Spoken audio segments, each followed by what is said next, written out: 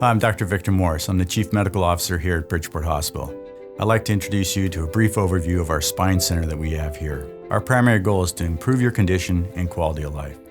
Our surgeons here provide some of the most advanced, minimally invasive procedures anywhere. We have a team-based approach with the surgeons, occupational therapists, physical therapists, and coordinators to make sure you get the best care at the right site.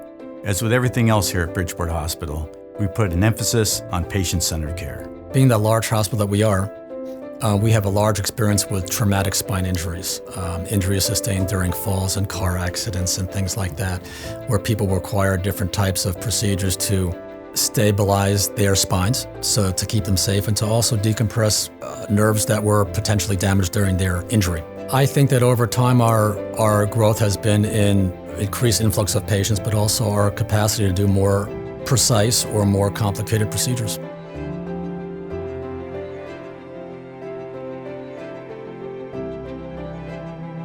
Now, there are more minimally invasive procedures that we do in order to have smaller scars, improve the patient's recovery, less stay in the hospital, less pain, and ability to get back to normal activities sooner.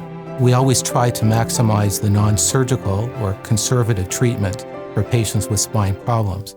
So if I see a patient that comes in with a herniated disc or pressure on a nerve, I might not say you need surgery right away.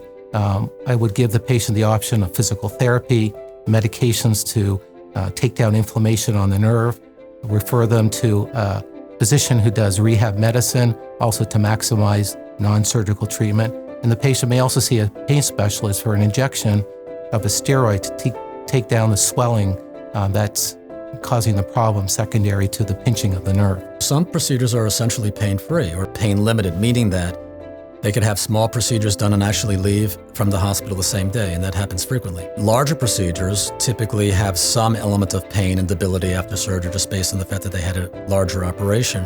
And those patients typically require some pain management and also physical therapy while they're here. And some patients, if need be, will go to a rehabilitation center afterwards so they could recover further rather than going right to home. We try to maximize all the risk factors before we do the surgery. Patients that are obese or smokers or have uncontrolled diabetes or problems with anemia are at higher risk for having complications. So that before they undergo surgery, we work with their specialists, their internists, and maximize their medical status, but at the same time have the patients involved with nutritionists to lose weight and also get involved with their primary care physician to help them stop smoking, which is an important thing before considering surgery. And everybody's always concerned, you're working around nerves in the spinal cord, and I have to go over those risks and make them feel comfortable knowing that those risks are low and the potential benefits outweigh those risks. My main enjoyment is dealing and interacting with my patients and making a connection with them and let them know that I'm listening and taking their best interests at heart. If I'm thinking about what truly distinguishes us, it's high capability when it comes to all the hands-on caregivers, including the surgeons, and a very directed team that works very well together.